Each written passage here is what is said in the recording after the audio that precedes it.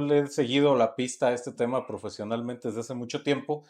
Hay básicamente, cuando llegó el gobierno de Vicente Fox, inventaron una clasificación de la pobreza que caló mucho en la opinión pública, pero que tiene desde el 2006 que no se utiliza y que no se mide. Es un hecho histórico lo que está sucediendo ahora y que se confirma que a partir del 2018 al 2024 se logra, pues ahora sí que uno de los legados más importantes de la Cuarta Transformación y del gobierno, sobre todo de Andrés Manuel López Obrador, que era primero los pobres. En este gobierno saliente, como en los otros anteriores, también siempre se había criticado el sistema de salud, porque hemos tenido un sistema de salud lamentablemente muy deficiente.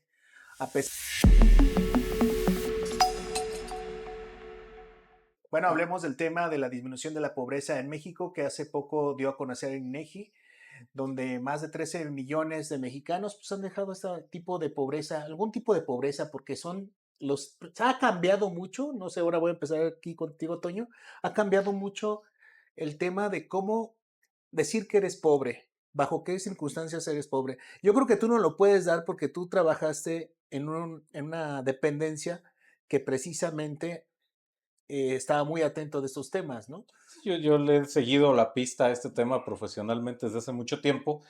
Hay básicamente, cuando llegó el gobierno de Vicente Fox, inventaron una clasificación de la pobreza que caló mucho en la opinión pública, pero que tiene desde el 2006 que no se utiliza y que no se mide. La medición multidimensional de la pobreza que está en la Ley General de Desarrollo Social desde el 2006 y que la primera medición se hizo en 2008 con base en las encuestas nacionales de ingreso-gasto en hogares, que son también bianuales, es la metodología. Es una metodología buena, en términos generales, perfectibles todas son, pero esta es una de las mejores metodologías del mundo para medir la pobreza. Yo lo primero que voy a decir es que yo creo que el INEGI lo hizo bien. O sea, yo no creo que la metodología haya estado sesgada o cuchareada. Yo creo que la metodología dice muchas cosas que estoy seguro que al gobierno le incomodan y yo las voy a decir. A ver, la primera es, hay que reconocer que sí, entre el 2018 y hoy han salido de la pobreza aproximadamente 13 millones de personas. Y eso se debe principalmente al incremento en el salario mínimo. El salario mínimo del 2016 a la fecha ha subido un 110%. Es una política que empezó propiciada por un grupo de economistas en el sexenio de Enrique Peña Nieto y que en el gobierno de Andrés Manuel López Obrador se le dio un impulso importante. Si tú me preguntas cuál es la política pública más exitosa del siglo XXI, es esa. ¿Es lo mejor que se ha hecho en materia de políticas públicas en México en el siglo XXI? Sí. Subir el salario mínimo fue un gran acierto y también desnuda el gravísimo error que cometieron los gobiernos de la transición, de Zedillo para acá, pero especialmente los dos gobiernos panistas. Yo lo digo con pena y con tristeza, que su más grave error fue ser presa de una mal entendida ortodoxia económica y haberse resistido a subir los salarios mínimos por encima de la inflación. Y cuando se hicieron las primeras mediciones que llevaron a esto, en el 2014, el salario mínimo en 30 años había perdido el 70% de su poder adquisitivo. O sea, un auténtico desastre. Y reparar este desastre es lo que ha permitido sacar un montón de gente de la pobreza. Por supuesto que el reto ahí no termina y nada más me voy a quedar con una provocación. Los programas del bienestar no han servido para nada. Y eso lo dice la metodología. Y a las pruebas me remito. Y más bien le han causado un enorme costo de oportunidad al país. Pero Jerónimo, ¿tú cómo ves esta disminución presentada por el INEGI? Que bueno, que también hay que decirlo, pues antes lo llevaba la Coneval, ¿no? Coneval. Y ahora, pues bueno, está en manos del INEGI, que es de veras, es un La instituto. La ENIC ya la hacía el INEGI. Sí. La encuesta de donde salen los datos ya la hacía el INEGI. Sí. Y solamente la interpretación la hacía Coneval. Coneval fue una gran institución, pero a ver, yo creo que de todos los órganos que desaparecieron, al que pudiera ser que extrañemos menos es a la Coneval, porque yo creo que el INEGI, que sigue siendo un órgano constitucional autónomo, es un órgano muy confiable. Yo sí le creo al INEGI. Ahora sí, pásale. Igual, comentar primeramente que es un hecho histórico lo que está sucediendo ahora y que se confirma que a partir del 2018 al 2024 se logra, pues ahora sí que uno de los legados más importantes de la Cuarta Transformación y del gobierno, sobre todo de Andrés Manuel López Obrador, que era primero los Los pobres. voy a Con dibujar. esto, yo creo que se reafirma lo que Andrés Manuel López Obrador siempre estuvo diciendo. O sea, que habían cuestiones que no nos permitían salir, pues ahora sí que de este atoradero. ¿Qué quiere decir esto? Que en el 2018 nuestro salario mínimo eran de 86 pesos. Terminó el 2024 y fueron de 249 pesos. ¿Qué quiere decir? Que aumentó más del 100% el salario. Se duplicó el salario en por encima de la inflación. En el caso particular de la frontera, se triplicó el salario por encima de la inflación. ¿Qué quiere decir esto? Pues que aumentó el ingreso, se formalizó el empleo también y sobre todo yo creo que reconocer que esos más de 13 millones de personas, más 2 millones que salen de pobreza extrema, yo creo Son que los esto menos. pues fortalece, ¿no? El discurso, ahora sí que el programa, la política pública de la Cuarta Transformación y que yo creo que sienta las bases de decir, estuvo equivocado el modelo neoliberal que existía con los anteriores gobiernos, tanto del PRI como del PAN. Entonces, no hubo aumento salarial anteriormente, ahora sí lo hay. Y yo creo que esto, ¿cómo se demuestra? Pues como que hay más ingreso en las familias. Claro, han influido otros factores, lo hemos dicho, las remesas también. Son 64,000 millones de pesos que ingresan. Y eso es por la confianza de este gobierno. O sea, No, envían eso es los por los paisanos. paisanos. También por los. Entonces, Pero a los sindicatos ese es uno de los indicadores. Pero otro que de se los van indicadores. más y Sí, llegan más remesas. Pero sí. a Otro de ver, los indicadores también es que ahora la recabación de impuestos es mucho más grande también. ¿Y eso por qué? Porque también Pues hay una no. confianza, hay una recabación. A partir de eso, la pues distribución nos de los están recursos. sangrando más. Entonces, a No, ver. no, no es que se No, es que antes se precisamente. perdonaban, ahora no se perdonan, ahora la mayoría, todos Es, pagamos. O es sea, marginal. La verdad son es que es dos, tres que marginal. no quieren pagar y empresarios que No, deben es muchos marginal el millones. Ay, no, incremento. no TV vamos a Azteca. hablar de No, El sí. Salinas. incremento de la Ajá. recaudación Pero bueno, es. la recaudación es muy El buena. incremento de la Es recaudación muy en buena. términos de Ujú. económicos del PIB es marginal. O sea, Es no muy buena. es. De hecho, tenemos un grave problema de dependencia eh, de las finanzas públicas. Tenemos un grave problema de baja recaudación en el país. Y luego el problema es precisamente que no retomamos los datos económicos. Y hoy las finanzas públicas están pasando por un momento muy complicado. Hay algo, Estar. ahí que hay algo bien interesante que acabas de dar en el punto. En este gobierno saliente, como en los otros anteriores, también siempre se había criticado el sistema de salud, porque hemos tenido un sistema de salud lamentablemente muy deficiente. A pesar de buenas intenciones como el IMSS Bienestar, el IMSS Bienestar, el INSABI y el Seguro Popular, la verdad es que no alcanza a cubrir la mayoría de las enfermedades que tienen los mexicanos, ¿no? Diría el que fue en la mañanera, dice, pues es que ya llegan demasiado tarde, ¿no? O ¿Para qué sea, se enferman ¿para qué se antes? enferma? ¿Por qué no nos avisan antes de que se van a enfermar? Yo creo que aquí el problema, y se entiende lo que quiso decir, mas no era lo correcto, ¿no? Se entiende que quiso decir que, pues bueno, no tenemos como mexicanos una cultura del cuidado, ¿no? De nuestra salud y etcétera, no hacemos ejercicio, nos alimentamos mal, por eso nos quitan los refrescos y las papitas en las escuelas y ya con eso se puede suplir. Pero a ver, Jerónimo, hablemos en cuestiones eh, reales que tú puedas sentir a las comunidades donde vas, con la gente que tú conoces. ¿Realmente has visto un cambio con la cuestión que te puedan decir datos como estos? Decir, 13 millones ya no están en esa pobreza. O sea, ¿tú has visto esos cambios con la gente que tú conoces en las comunidades que tú recorres, sobre todo aquí en Michoacán, que tienen que ver en estas comunidades indígenas? Sí, es muy visible, por lo menos respecto, se los digo de manera franca, por lo menos a lo que respecta a los programas sociales, la gente tiene, no les falta por lo menos que compran huevo, compran el frijol, compran azúcar, compran leche. Tienen al caso de adultos mayores, porque muchos casos de adultos mayores en donde antes estaban en el total abandono. No había quienes ayudara. Hay adultos mayores que sus hijos se fueron a Estados Unidos, a otras ciudades, emigraron, lo que sea, y se quedan solos. No hay un medio que los pueda subsistir a ellos. El ingreso que reciben, si son adultos mayores, de un adulto mayor que se recibe sus 6,000 y otra adulto mayor, la pareja, que recibe otros 6,000, son 12,000. Y créanmelo, con eso tienen para comer. Compran tortillas, y lo administran bien. De eso soy testigo.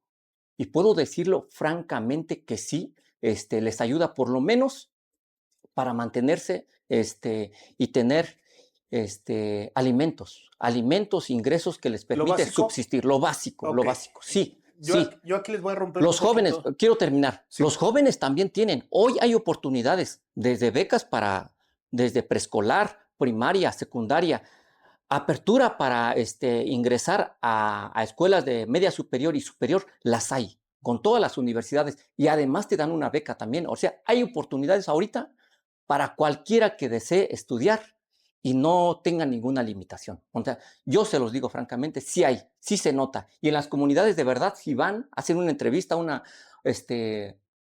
una pregunta rápido o una consulta, lo pueden percibir. Yo así lo percibo en los municipios y en las comunidades donde de verdad Ok. Yo me... les tengo aquí como hagamos un ejercicio porque creo que eso acaban de tocar temas bien interesantes. Uno, en la cuestión del día a día, del comer, de lo que tienes para tu huevito, para tus tortillas, lo que te puede alcanzar esa beca, que si bien por lo que yo entiendo es bimestral, ¿no? Bimestral. Ok. Y la otra, también de los jóvenes, que ahora en las becas que se le ha dado a los jóvenes, que es una beca, digo, muy buena, casi 9,000 pesos, digo, para un joven 8,000 acaba, del programa sí, Jóvenes 8,000 Construyendo y el algo, Futuro. ¿no? Casi, 8,000 y tantos. Es muy bueno ese programa. digo, por un año se los dan. Me ha tocado tener jóvenes conmigo bajo ese programa Ah, qué bueno. y la verdad es que digo, qué bueno que se les da esa oportunidad a los jóvenes. Sin embargo, creo que aquí es donde empezamos a tener un conflicto. ¿Por qué? Porque si bien ese apoyo es prácticamente, si el joven lo concluye, el programa con éxito es un año, Es ¿no? un año acá. El siguiente año pues ya se vuelve entonces carente si ya no lo tiene y lo deja de percibir si no consigue el trabajo donde entró, ¿no? Muchas veces lo ocupan precisamente por ese año. Afortunadamente yo sí me quedé con 2 jóvenes o 3 jóvenes Qué bueno, ¿verdad? que ocuparon esa beca y aquí están ahorita presentes, ¿no? Pero lo que quiero hacer el ejercicio es o sea, es muy interesante porque hablan mucho de la repartición de la riqueza. Se habla mucho de la repartición de la riqueza. Entonces, ¿quién genera esa riqueza? Aquí hay algo bien equivocado. Muchos piensan que el gobierno genera esa riqueza. Así se lo han Ah, querido vender. sí, Y claro. yo he escuchado morenistas que así lo explican. Ujú. Y es donde a mí me queda, digo, a ver, ¿cómo? El gobierno no puede generar riqueza. Ni un peso. No, Jamás. El gobierno lo administra. administra, Administra exacto. esa. Primero la incauta, Sí, primero te la quita. primero te la quita. Te roba, no a mano armada. Algunos sí, pero te lo quita. Fíjate cuánto estamos pagando de impuestos. Pagamos un IVA altísimo y 16%. pagamos un ICR y pagamos de No, todo estamos pagando. pero además, a ver, los programas no hay ninguna evidencia. A ver, yo creo que el menos discutible, yo con el que menos discuto y que tiene desde el 2008, yo lo administraba cuando era delegado del asesor, es el de la pensión de adultos mayores. Lo que pasa es que hoy es universal y antes era focalizada. Y yo creo que es un error haberle quitado la focalización. Hoy, en los hogares del 10º decil, es decir, los hogares más ricos del país, reciben en promedio más dinero de transferencias gubernamentales que todo el gasto de los hogares más pobres. Un hogar de los más ricos de México, el promedio de ingresos de transferencias gubernamentales es superior a los 9,800 pesos. O sea, en un hogar en que los ingresos son más de 70,000 pesos mensuales, 9,000 vienen de transferencias gubernamentales, de subsidios. Un hogar del primer decil de los que acaban de romper la línea de pobreza tiene por todo gasto 5,500. O sea, Los ricos de este país reciben el doble vía subsidios gubernamentales Claro. y sin contar subsidios como los energéticos, como los de la gasolina o los de la luz eléctrica, que son los más onerosos. ¿Por qué? Pues porque les están dando pensiones, les están dando becas a esos hogares que no las necesitan. Y gracias a eso estás presionando las finanzas públicas y dejaste de gastar en lo que tenías que gastar. Tema. Pero aquí, para terminar y ser más al grano, a ver, vayamos con este tema porque se nos está yendo el tiempo, Sí. ya se nos fue. Primero decir que esta reducción de la pobreza tiene un principal factor, fue pues ahora sí que las reformas constitucionales que se hicieron en materia del trabajo. Eso fue uno de ellos, también tiene que ver con el outsourcing. Ya no hay, o se ha disminuido en lo que más ha podido que haya subcontratación, que el aumento salarial pues se haya elevado. Pero también algo muy importante es que estas reformas constitucionales permitieron que ahora por ley, o sea, pues se tiene que cuidar que pues todos tengan un salario, que nadie pueda percibir pues un menor ingreso al que está establecido, que también pues los ingresos estén muy marcados y a ver, Pues a como ver, que se me, sí, se- es se que a me- veces se- lo que estaba diciendo ahorita Toño, o sea, ajá. en este asunto, Toño, ¿cuál sería, por ejemplo, ir al grano en el tema de lo acabas de decir, pero al grano? O sea, ¿cómo lo podrías resumir de una Al manera? grano, qué bueno que se redujo la pobreza, está bien medida. Se redujo por el incremento del salario mínimo que empezó antes del sexenio de López Obrador y se prolongó durante qué bueno, que ya llegó a sus límites de la gente a la que puede ayudar esa política. Ahora, nomás que no se caiga, ¿no? Que se siga manteniendo el poder adquisitivo del salario. Los programas del bienestar no son la herramienta, más bien nos están generando dos enormes costos: la presión de las finanzas públicas, que incluso hacen que los programas sean poco sustentables, y además no han servido para resolver los temas de las otras carencias sociales que tienen 6 años estancadas. Ajá. Y finalmente, el siguiente reto que tenemos por delante es: si ya se entendió entre los que manejan la economía que la pobreza se abate con el salario, con el trabajo productivo, con la generación de riqueza, con el empleo, ¿cuáles son las políticas públicas para hacer, uno, que la economía crezca; dos, formalizar la economía informal, porque ahí es donde están los pobres hoy. Hoy los pobres están en la economía informal. Y tres, cómo hacer que quienes hoy están ya por encima de la línea de pobreza, pero que siguen estando con rangos de ingreso por debajo de los 15,000 pesos, puedan elevar sus rangos de ingreso. Porque aquí ya tenemos que empezar a hablar también de cuál es la aspiración de vida de la gente. No solamente de una línea de pobreza, sino que yo creo que también se vale empezar a pensar, o se debe empezar a pensar en cómo generar mejores condiciones de calidad de vida para la gente.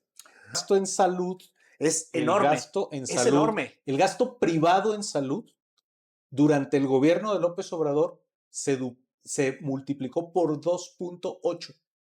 Entonces, eso es la parte que sí preocupa, porque es algo que no se ha atendido y es algo que año y mes con mes y mañanera tras mañanera nos dice, va a llegar en junio, no, va a llegar en julio, no, la cuestión de medicamento va a llegar.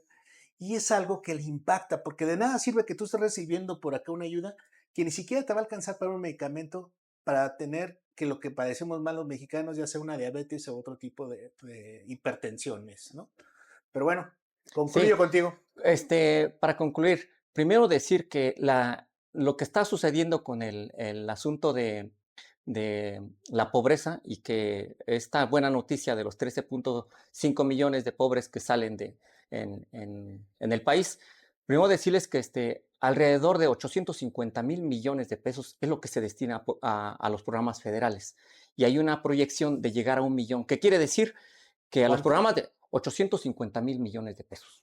¿A 850. los programas? Casi 1 billón, casi en programas sociales. Por eso es Ajá. insostenible. Entonces, ¿eso qué quiere decir? Que hay una redistribución de los recursos económicos, cosa que no se hacía en los periodos anteriores de los gobiernos. Quiere decir que hay para programas Sembrando Vida, para adultos, para escuelas, porque a las escuelas se les está llegando un recurso económico directamente para que un comité pueda administrar y decir, nos hace falta un salón, nos hace falta equipar, no sé, lo que ellos consideren. Hay un recurso que ahora le está llegando directamente a las comunidades de pueblos y comunidades indígenas, que es el programa del PAISPIAM. También les llega ahí, dependiendo del número de habitantes, les llega también de manera directa. El programa de Sembrando Vida es un programa también que le está llegando directamente a las comunidades y pueblos indígenas. Este programa que incentiva a los productores para que sigan produciendo. No para que talen. De hecho, no se autoriza en zonas donde son comunales. Ajá. No se autoriza que alguien se dé de alta y pueda recibir un recurso. Y reciben un buen recurso. O sea, y ahí se autoemplean. Hay alrededor de 400,000. Porque muchos eso estaban haciendo, Sí, ¿no? no. Limpiaban los terrenos y Se luego... está cuidando esa parte. Esa Ajá. parte no se autoriza en donde hay zona boscosa. Única y exclusivamente donde es áreas para producción, ya sea maíz, frijol, que es lo principal, maíz, frijol, arroz, y en algunas partes, en algunos estados de la República, pues es el café, el cacao, lo que ellos... Ok, está bien. Y la otra parte que sí quiero también comentar, en la política de salud, había un abandono, ustedes lo saben, había un abandono y es de todos conocido. No había médicos. O sea, ¿cuántos? No había médicos. O sea, no había médicos especialistas que pudieran ir a las comunidades, a los municipios. ¿Por qué? Porque todos se querían quedar en los municipios, en las cabeceras. Entonces, hay falta. No, ya, claro que hay aumento. Claro que no, porque en 6 años, el presupuesto de en 6 salud, años no se terminan una carrera. El presupuesto de salud se redujo en 25% en términos reales. Sí, hay menos atenciones. O sea, hoy, o sea, no es ningún misterio de por qué el sistema de salud está en quiebra. No. Redujeron en un 25% el gasto en salud, con los números del presupuesto en la mano entre 2018 o sea, y 2025. creo que aquí en la cuestión de es que estuvo abandonado. Estuvo abandonado porque se gastaba más.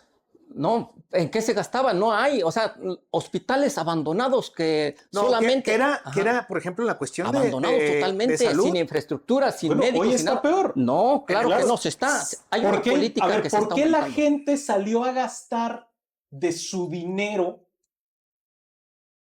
que antes no gastaba?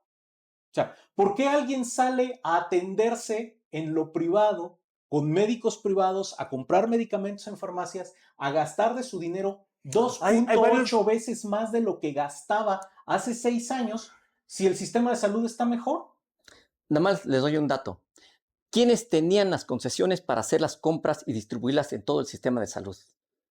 Grandes políticos y empresarios. ¿Y quién las tuvo ahora que las descubrieron? No, y ahora no las tiene nadie y no hay medicamentos. No, claro, estaban atados, nadie podía comprar el sistema de salud. No hay medicamentos. Los compraban a triple precio y para distribuirlo. Entonces, hasta eso tardó años. Ha tardado años. Para empezar, no lo ha podido demostrar. O sea, yo no se ha creo... demostrado. ¿Por qué no hay uno en la cárcel? ¿Por qué no hay uno sancionado administrativamente? Hay procesos. Aquí hay algo que se demostró. Hay procesos y que en no la pandemia se demostró que el que hizo negocio fue el hijo de Bartlett. Por ejemplo. Ahí se demostró. Pero bueno, pasemos al otro tema. Terminemos este. Yo creo que nos vamos a centrar en la cuestión de salud, que por ahí les toqué, que es un tema de veras que molesta mucho. No, duele. Y encabrona, y lo que tú quieras. O sea, duele, molesta, encabrona, porque los vemos a la gente que no está en Dinamarca, pues. Pero bueno. Sí, no. A ver, esa ofensa. Eso para mí. No la deberíamos perdonar nunca. Sí, eso para mí fue una burla. O sea, el decirnos y mentirnos en la cara es escupirnos. O sea, prácticamente aquellos que padecemos y necesitamos la salud. Para mí es escupirla. O sea, porque es como aquellas madres buscadoras que les mintieron también en la cara. Es lo mismo. Entonces creo que el sentimiento, pues ahí está. Pero bueno, hablemos de otro tema que tiene que ver con los informes que quedamos pendientes